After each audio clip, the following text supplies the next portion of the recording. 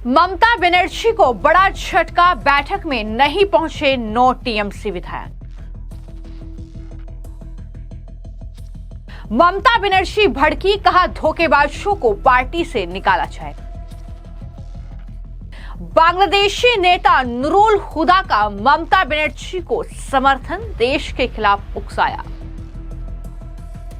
नुरुल हुदा ने कहा दिल्ली के खिलाफ जंग का ऐलान करें, ममता बनर्जी बांग्लादेशी मुसलमान ममता के साथ।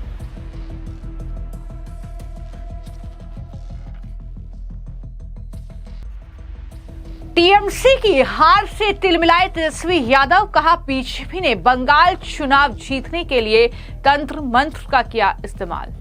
ये पूरा तंत्र मंत्र और षड्यंत्र के प्रति जो है बंगाल का इन लोगों ने चुनाव लड़ा। पश्चिम बंगाल में चुनावी हार के बाद ममता बनर्जी को एक के बाद एक तगड़ा झटका लग रहा है। अब बड़ी खबर यह है कि टीएमसी के कई विधायकों ने ममता बनर्जी को धोखा दे दिया है। बता दें कि ममता बनर्जी ने एक बैठक बुलाई और उसमें कई टीएमसी के नवनिर्वाचित विधायक नहीं पहुंचे। इस बैठक में कुल 80 विधायकों को टीएमसी प्रमुख ममता बनर्जी ने बुलाया था और मीडिया रिपोर्ट्स की माने तो बैठक में कुल 71 विधायक ही पहुंचे। जब उनसे बाकी विधायकों के बारे में पूछा गया तो जवाब दिया गया कि हिंसा प्रभावित क्षेत्रों के विधायकों को नहीं बुलाया गया था। ये सवाल उठता है कि क्या अब टीएमसी के जो नवनिर्वाचित विधायक हैं वो भी ममता बनर्जी के साथ खेला करने की तैयारी कर रहे हैं? क्या वो भी बीजेपी के पाले में जाते हुए नजर आ रहे हैं? ये सवाल लगातार उठ रहा है।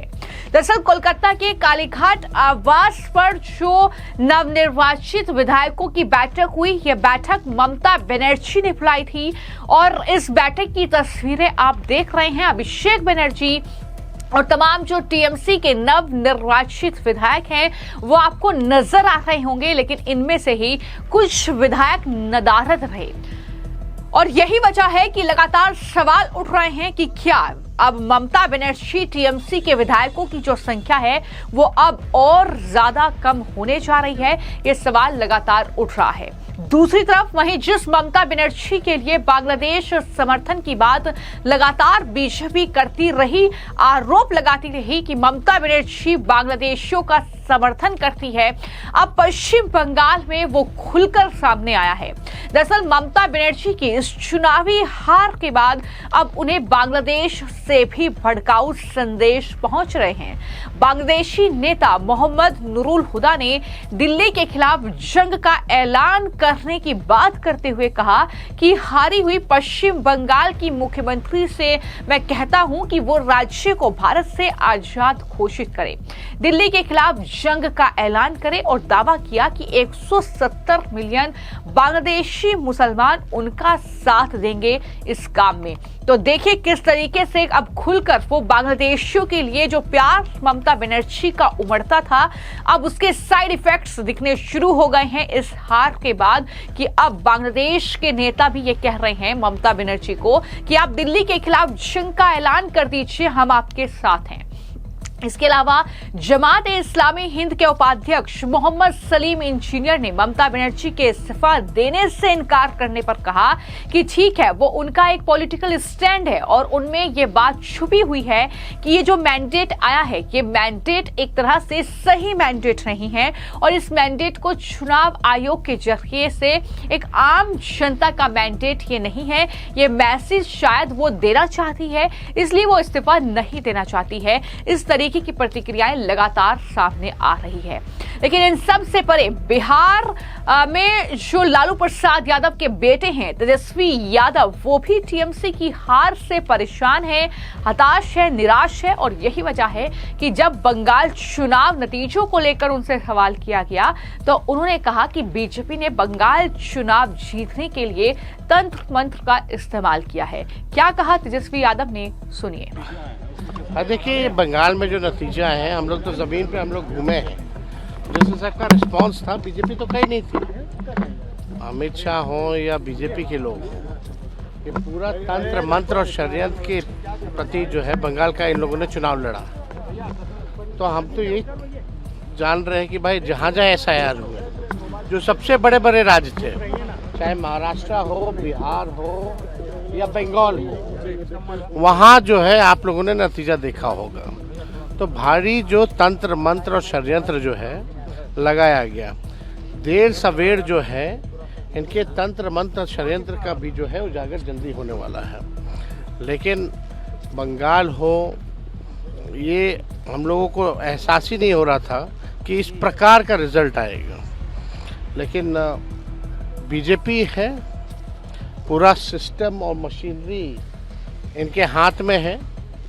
और जहाँ तक इलेक्शन कमीशन की बात की जाए तो आप जानते हैं जब अंपायर ही बेईमान हो तो क्या किया जा सकता है। फिर भी हम लोगों की जो विचारधारा है, हार जीत ज़्यादा फर्क मायने नहीं रखता है। कई चुनाव होंगे, आते रहेंगे, लेकिन बात है कि अपने विचारधारा के लिए, अपने नीति और सिद्धांत के लिए लड़ाई लड़ना। और हम लोग जो है अपने विचारधारा के लिए हर प्लेटफॉर्म पे हम लोग भाजपा और आरएसएस की जो विचारधारा है उसके खिलाफ हमेशा लड़ते रहेंगे। तो एक तरफ ममता बनर्जी ने ये बैठक बुलाई जिसमें तमाम नवनिर्वाचित विधायक पहुंचे और इसी बैठक में ममता बनर्जी ने कई बातें कही। उन्होंने कहा कि बंगाल के बाद अब इंडी गठबंधन टीम एकजुट है, मैं इस्तीफा नहीं दूंगी, उन्हें बर्खास्त करने दो। मैं चाहती हूं कि ये एक काला दिन हो, हमें मजबूत रहना होगा। विधानसभा के पहले दिन काले कपड़े पहने, इस तरह की बातें ममता बनर्जी की तरफ से कही गई। ममता बनर्जी ने कहा कि जिन लोगों ने धोखा दिया उन्हें पार्टी से निकाला जाएगा। मुझे हंसी आ रही है, मैंने उन्हें नैतिक रूप से पराजित कर दिया है। मैं अब एक आजाद पंछी हूं, मैंने सभी के लिए काम किया। हो सकता है कि हम हार गए हो, लेकिन हम लड़ेंगे। केंद्रीय गृह मंत्री, प्रधानमंत्री सीधे तौर पर इसमें शामिल हैं। ये बातें इस बैठक में विधायकों के सामने ममता बनर्जी की तरफ से कही गई हैं। लेकिन इसी बैठक में जब अभिषेक बनर्जी पहुंचे तो उन्होंने किस तरीके के आरोप न सिर्फ इलेक्शन कमीशन, सीआरपीएफ बल्कि इस चुनाव नतीजों को लेकर जो है लगाए हैं, वो सुनिए। जहां पे मान लीजिए वोटिंग मशीन्स जो पूरा दिन आप ये कैमरा यूज कर रहे हो, बूम यूज कर रहे हो, भाई इसको आपको चार्ज तो करना पड़ता है। 12 घंटा मशीन यूज हुआ है जिसका चार्ज खत्म हुआ 50%, 55%, 59%, 60%, 90% मशीन्स वेर 92%, 93%, 95% चार्ज। ये कैसे संभव है? तो जनादेश है तो आप ये सार्वजनिक कर दीजिए, हम मान लेंगे जनादेश है। और जनादेश चाहे तृणमूल को 80 सीट मिले, 8 सीट मिले, 100 मिले, 150 मिले या 2 मिले, भाई हम वो सर झुका के लोग जो आदेश देंगे हम वो मानेंगे। और लोकतंत्र का यही खासियत है। लेकिन जिस तरीके से आपने माहौल बना के लोगों को वोटर लिस्ट से बाहर करके जोर जबरदस्ती, कभी ईडी, कभी सीबीआई, कभी एनआईए से जिनको नोटिस दिया, और ऐसे भी लोग हैं जो काउंटिंग एजेंट्स थे कल, उनको भी नोटिस गया ताकि वो काउंटिंग में नहीं जा पाए। खाली आप चुनाव आयोग को बोलो कि भाई मैं 100 नाम देता हूं, आप 12 से लेकर 6 बजे तक का सीसीटीवी फुटेज रिलीज कर दो। सीसीटीवी तो था ही, मैं गलत प्रूव हो जाऊंगा, आपके सामने आके माफी मांग लूंगा। एक फैक्ट फाइंडिंग कमेटी हम लोग बनाए। जिस तरीके से हम लोगों के ऊपर टॉर्चर किया जा रहा है, जा जाके पार्टी ऑफिस तोड़े जा रहे हैं, घर में घुस के मारा जा रहा है, हर जगह पे आपने देखा है। कल रात भर हम लोगों के पार्टी वर्कर्स के ऊपर जिस तरीके से अत्याचार हुआ है, मैं सबको यही कहूंगा कि तृणमूल के जितने भी सैनिक हैं, आप एकदम स्ट्रांग रहो, पार्टी आपके साथ डट के खड़ा है और जहां तक हमें जाना पड़े हम आपके लिए जाएंगे।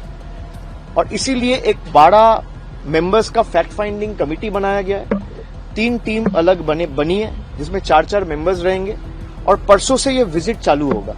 कल आपको डिटेल ब्रीफिंग इसके ऊपर मिल जाएगी। Will the election commission have the guts, have the courage to release the CCTV footage between 8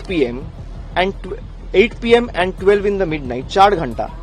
Will the election commission have the guts and courage to release the CCTV footage for just 4 hours, 8 to 12, for the seat of Rajarhat New Town? I challenge them. Let them release. Let public see. Our agents were literally kicked out. लात मार के निकाले गए central forces से। इनको हटाओ, फिर हमने मैनिपुलेशन करे। अब अगर भाई मशीन खुल रहे, उसमें आरओ आपका आदमी है, उसमें माइक्रो ऑब्जर्वर आपका आदमी है, उसमें काउंटिंग एजेंट आपका आदमी है, उसमें काउंटिंग ऑब्जर्वर आपका आदमी है, काउंटिंग सुपरवाइजर आपका आदमी है, और जो रखवाला कर रहा है वो सेंट्रल फोर्स भी आपका आदमी है, तो चोर चोरी करेगा ना। तो कुछ इस तरीके की बयानबाजी लगातार पश्चिम बंगाल में चल रही है, लेकिन सबसे बड़ा सवाल यही है कि क्या बीजेपी की जो 207 विधायकों की संख्या है वो अब बढ़कर ज्यादा होने वाली है पश्चिम बंगाल में, क्योंकि ममता बनर्जी ने जो बैठक बुलाई थी उसमें कई टीएमसी के विधायक नहीं पहुंचे। किस वजह से नहीं पहुंचे? टीएमसी कह रही है कि वो हिंसा प्रभावित क्षेत्रों के विधायक थे, हमने उन्हें बैठक में नहीं बुलाया, लेकिन खबर यह है कि 80 विधायकों को बैठक में बुलाया गया था, जिसमें से सिर्फ 71 विधायक ही पहुंचे, तो 9 बाकी विधायक कहां हैं? ये बड़ा सवाल है। और क्या बीजेपी उन्हें अपने पाले में कर चुकी है? ये भी बड़ा सवाल है। आने वाले वक्त में जाहिर तौर पर इसका जवाब मिलेगा। फिलहाल इस खबर को लेकर आपकी क्या राय है, हमें कमेंट बॉक्स में जरूर लिखें।